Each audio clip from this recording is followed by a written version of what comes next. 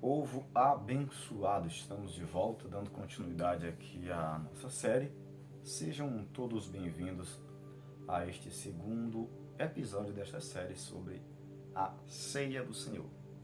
Inscreva-se, curta-se, comente, faça uma dessas coisas aí e nos ajude. Vamos para nosso segundo episódio de hoje sobre a ceia, a qual nós iremos falar um memorial da morte e ressurreição de Cristo Jesus.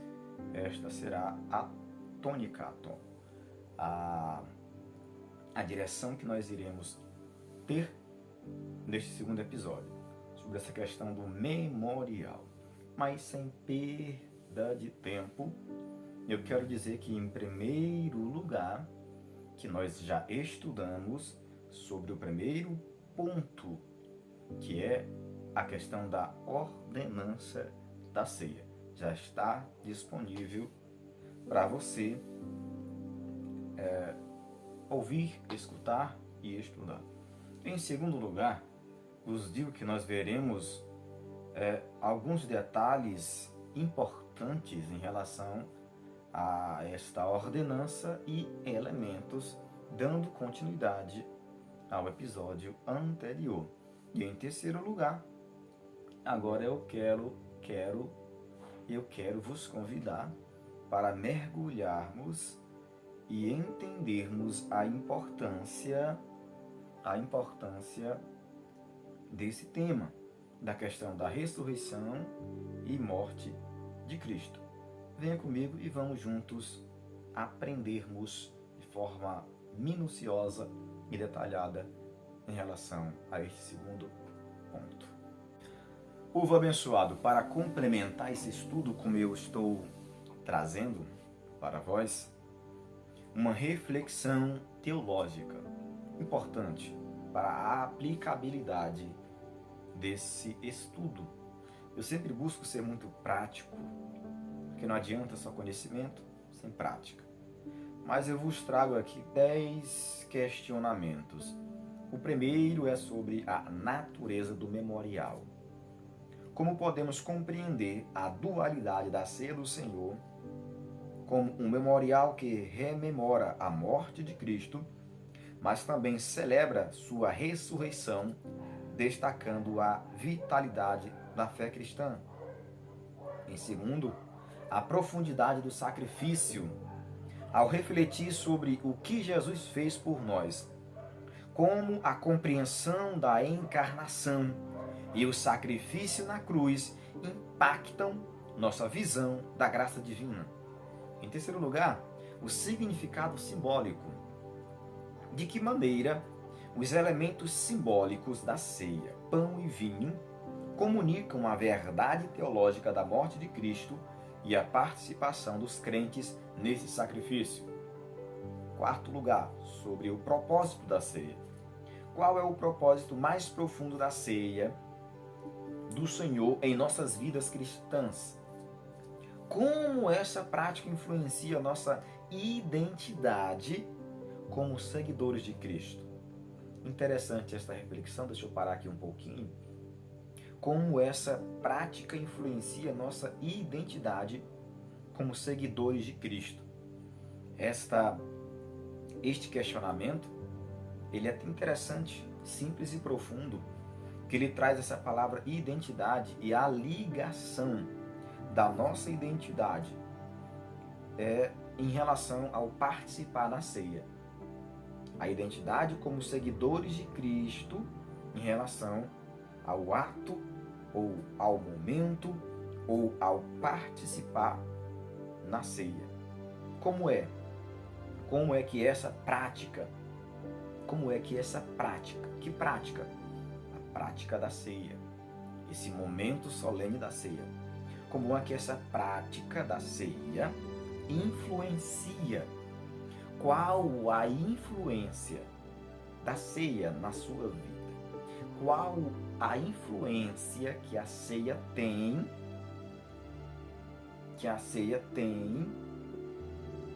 em relação à nossa identidade? como seguidor de Cristo Jesus? Esta é uma reflexão muitíssimo interessante. Mas deixa eu seguir à frente.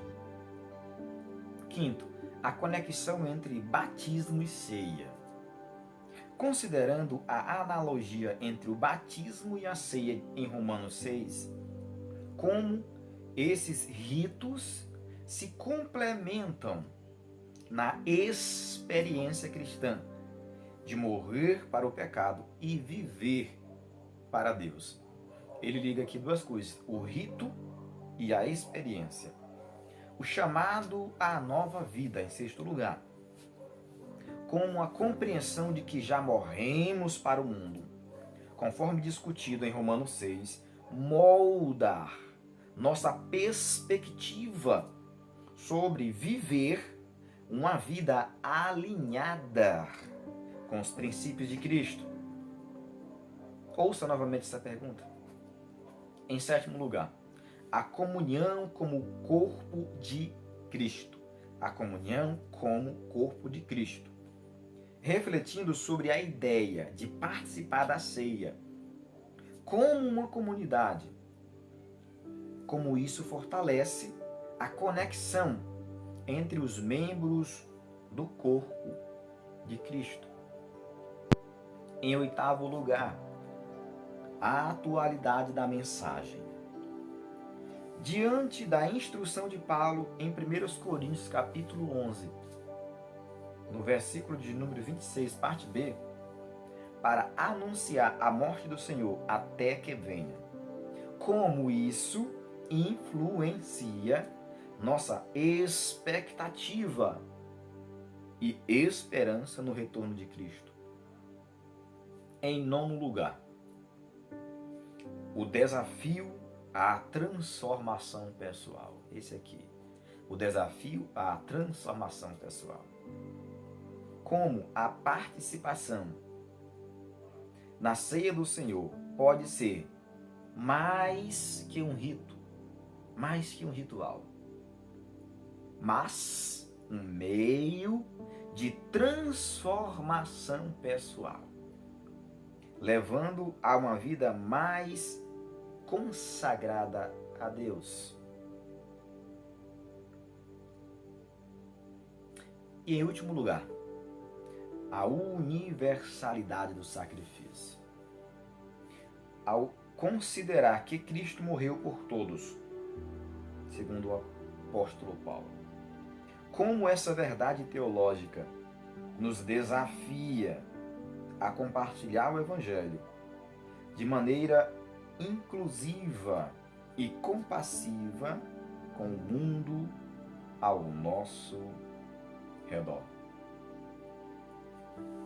Essas reflexões teológicas buscam aprofundar a compreensão da ceia do Senhor e inspirar uma aplicação profunda e cotidiana em nossas vidas.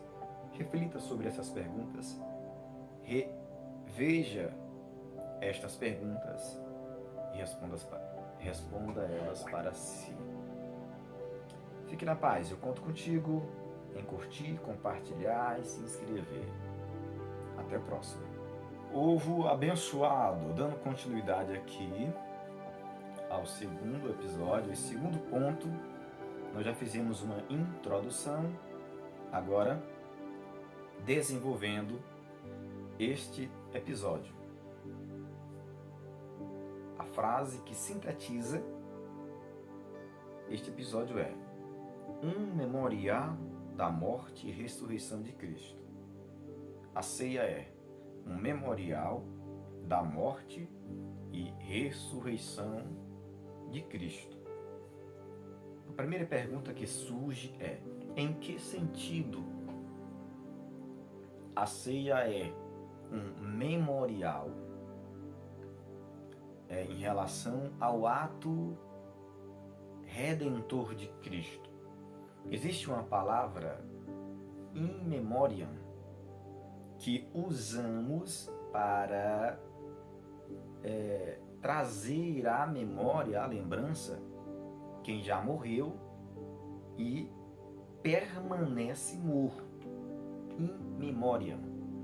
Utiliza-se essa palavra para homenagear aquele que já morreu, que já está morto. Mas, em relação à ceia, a este ato solene da ceia, o que é em memória de Cristo é diferente desta palavra inicial que eu disse, que remete à lembrança de alguém que faleceu e permanece morto. Em relação a Cristo, não é aplicável. Um memorial, trazendo aqui a definição da palavra, memorial é um objeto, um evento ou prática que serve como uma lembrança significativa de algo ou alguém. Mas no contexto da ceia, esse termo ele refere-se ao fato de que a celebração é um memorial que recorda o sacrifício de Jesus Cristo na cruz, conforme estabelecido na última ceia. Mas o ato de participar da ceia serve como uma maneira de lembrar e honrar o significado da morte de Cristo e seu papel redentor em relação à nossa fé.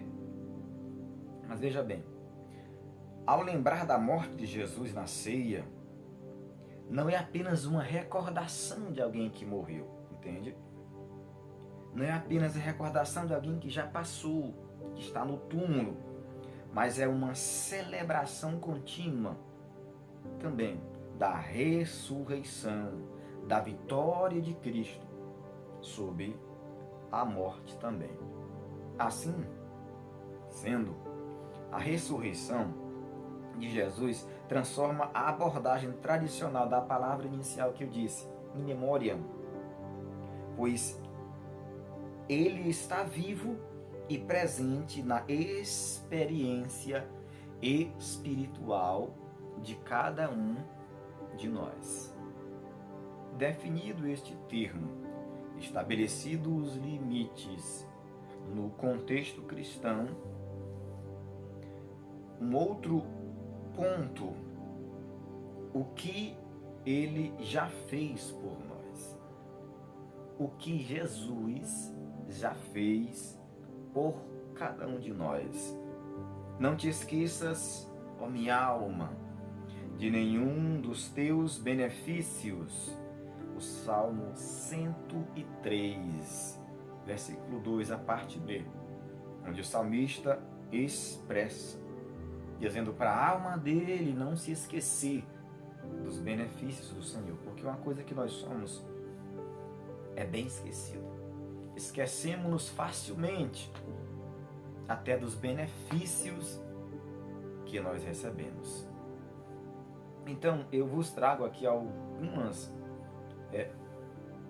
questões, algumas frases. A primeira é: Jesus, o que ele já fez, ele veio do céu, encarnou em um corpo humano. Paulo, em Filipenses, ele traz esta imagem, dizendo que Cristo veio, não usurpou ser igual a Deus, tornou-se como um servo, como um ser humano, padeceu em nosso lugar. Isaías também vai trazer esta imagem do servo sofredor, dos homens de dores.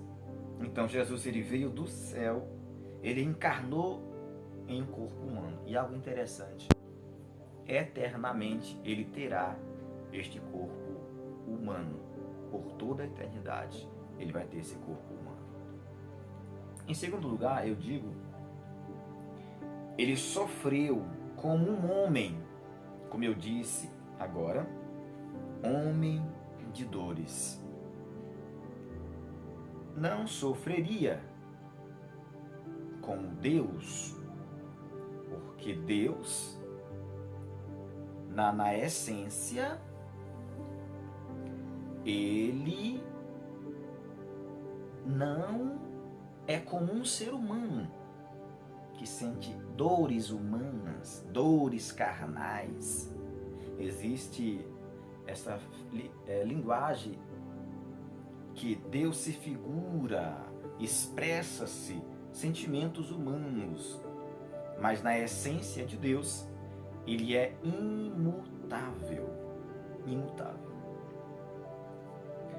Em terceiro lugar, seu corpo foi partido, foi dilacerado por cada um de nós. O seu corpo foi totalmente moído, como uma cana esbagaçada, podemos assim dizer, totalmente dilacerado por cada um de nós, como diz o apóstolo Paulo, que o seu corpo ali padeceu por nós, que ele foi morto por cada um de nós, mesmo não merecendo o seu grande amor. E em último lugar, neste ponto, na cruz ele nos substituiu, e fazemos em memória e focando o propósito e a vitória da sua cruz. Na cruz ele nos substituiu, e nós fazemos este ato solene em memória, focando o propósito e a vitória da sua cruz. Amém? Deixe seu comentário. Está entendendo até aqui? Deixe seu comentário aí. Curta, compartilhe, nos ajude. Mas seguindo à frente, em memória, a centralidade da morte de Cristo. Em memória, a centralidade da morte de Cristo. O que ele fez? Morreu por todos nós. E o apóstolo Paulo, na sua carta, ele vai dizer que agora ele morreu por nós, está na segunda carta de Paulo aos Coríntios, capítulo 5, para que nós não vivêssemos mais agora para si, mas para ele que morreu por cada um de nós. O que ele fará? Ele voltará. O ato é até que ele venha, até que ele retorne para nos levar. E a ordem é: anunciais a morte do Senhor até que venha. Ele fará isso, ele virá e nos levará para junto dele. Caminhando para a conclusão, deixando claro que aqui não é uma pregação completa, não. É um estudo que eu trarei detalhes de uma forma simples e direta. O último ponto que eu vos trago é uma reflexão para cada um de nós. Nós já morremos para o mundo e ressuscitamos e vivemos para Cristo.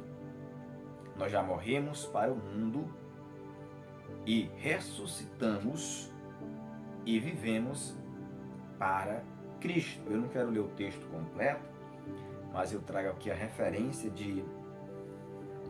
da Epístola aos Romanos, capítulo de número 6, dos versos 1 até os versículos de número 11.